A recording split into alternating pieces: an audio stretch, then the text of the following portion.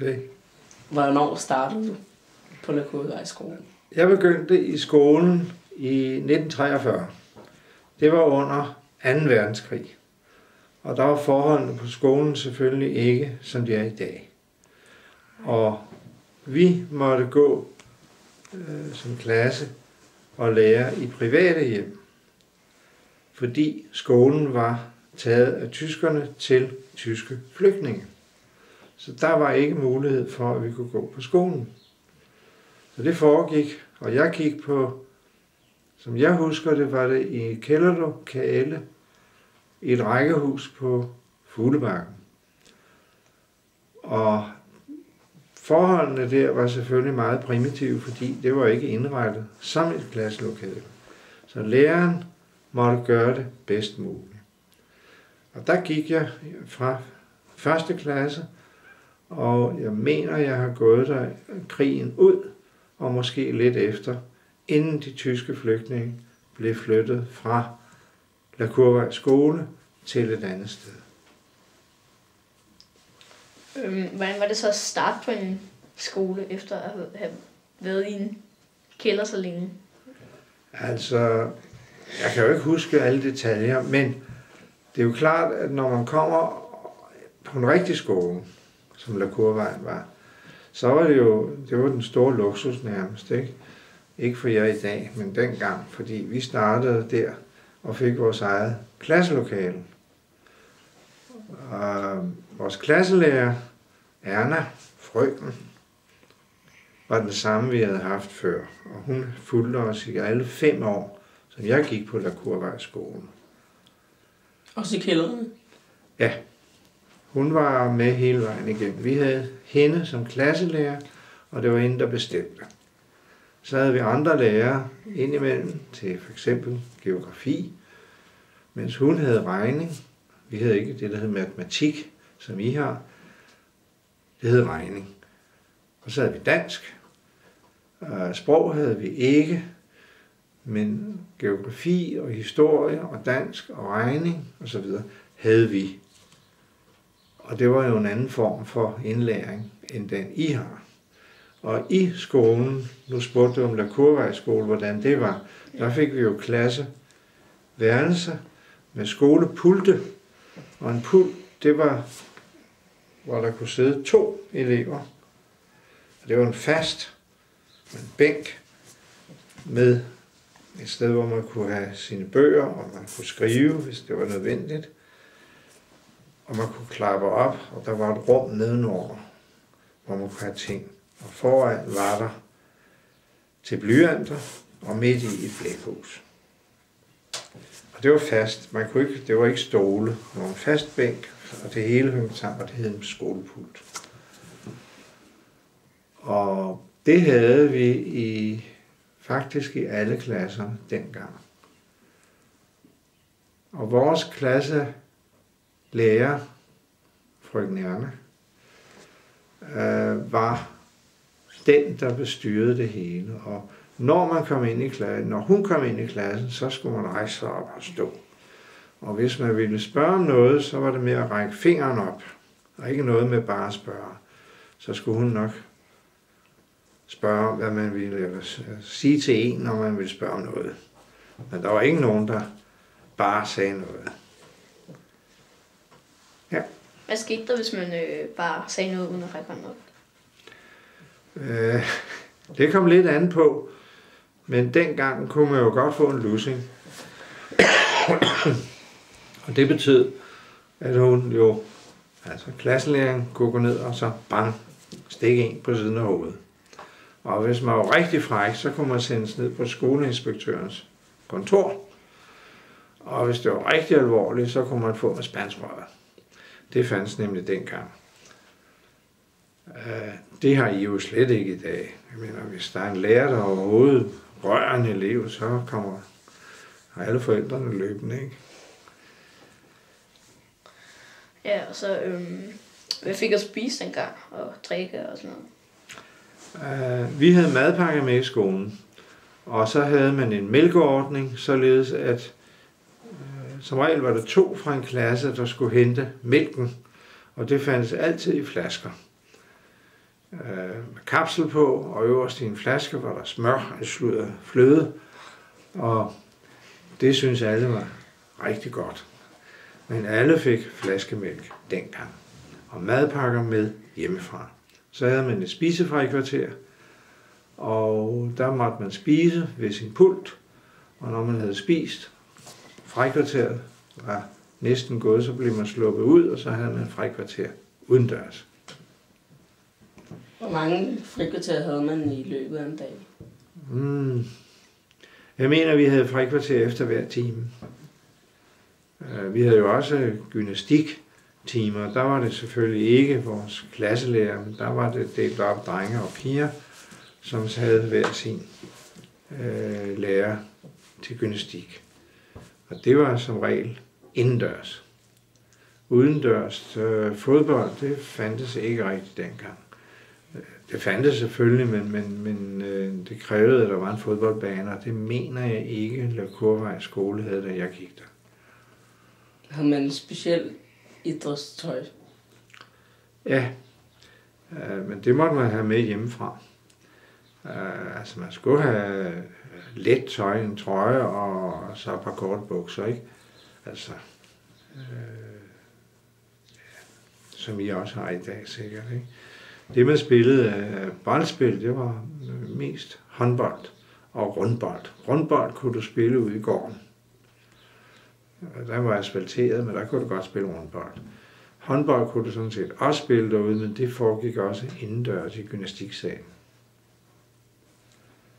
Havde I nogle skoleuniformer? Nej, det havde vi ikke. Dengang fandtes der ikke skoleuniformer, det gør der vist heller ikke i dag. Skoleuniformer, det havde de på kostskoler.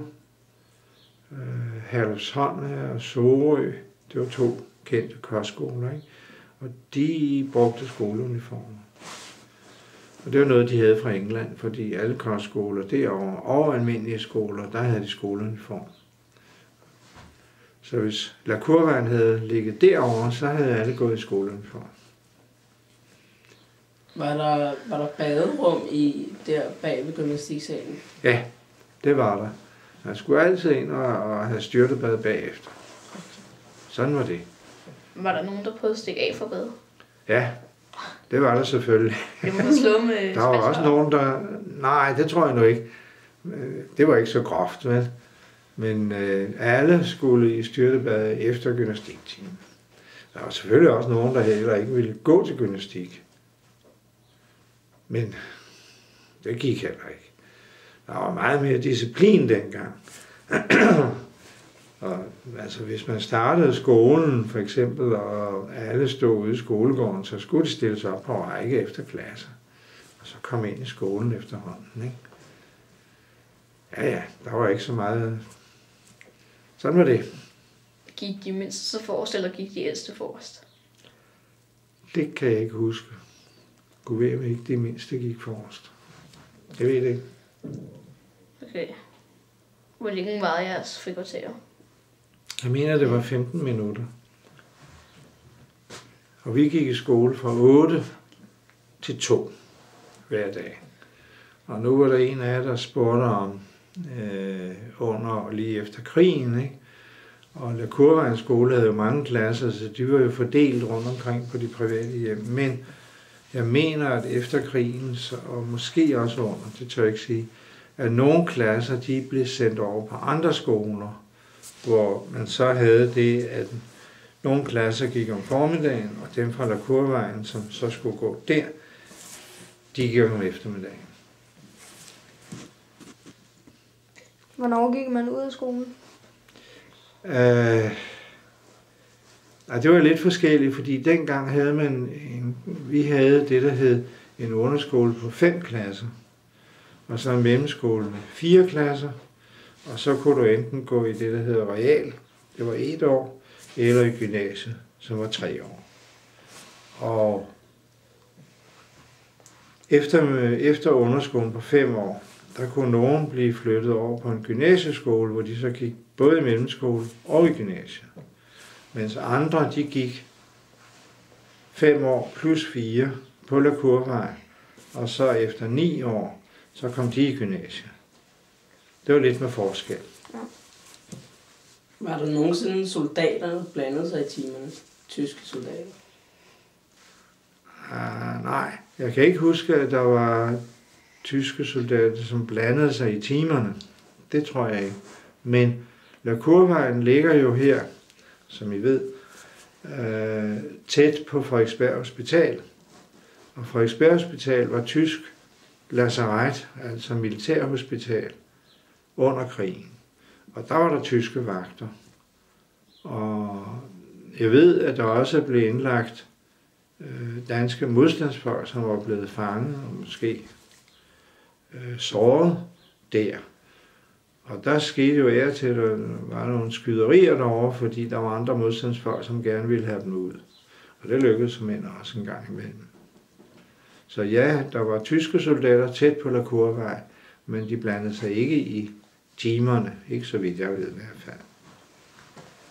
Efter krigen var det jo modstandsfolk, dem med det rød, hvide, blå armbind, som bevogtede også Frederiksberg Hospital, men også de tyske flygtninge. Kendte du noget til nogle af dem, der døde? Nej. Jeg var ikke ret gammel. Så de navne, der står på jeres mindetavle, ikke? Det var jo de fleste, mener jeg, har enten været lærere på skolen, eller tidligere elever, som var voksne under krigen. Så de har gået i skole en gang, måske i 20'erne, ikke? Altså lang tid før, så dem kendte jeg ikke.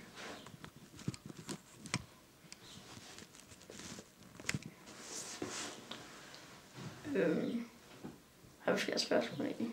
Kunne almindelige mennesker gå på det der hospital? Det ved jeg faktisk ikke, men det tror jeg ikke. Jeg tror, det var lukket. Og det alene var tysk militærhospital, så andre ikke kunne komme ind. Altså syge mennesker, mener du ikke?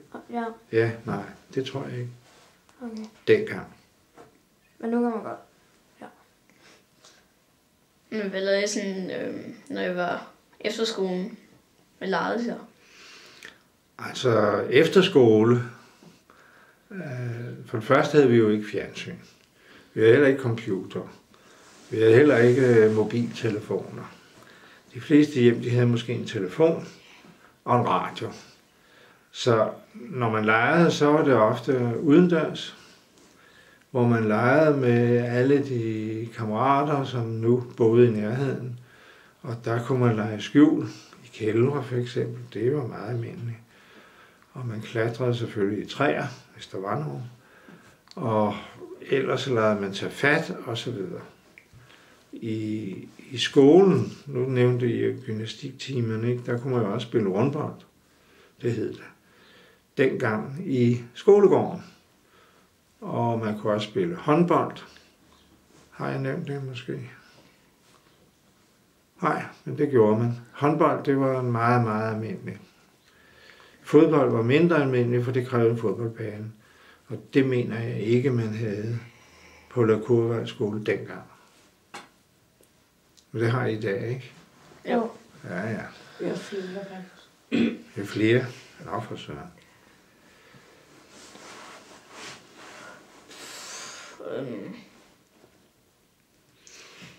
Kan du se, hvad det var det? Ja, hvad slut?